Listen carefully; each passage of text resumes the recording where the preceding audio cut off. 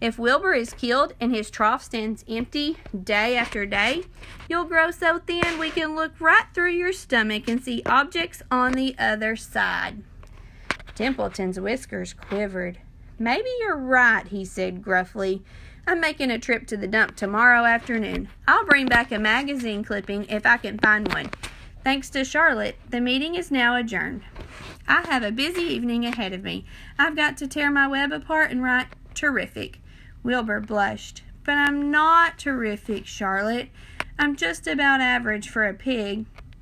You're terrific as far as I'm concerned, replied Charlotte sweetly, and that's what counts.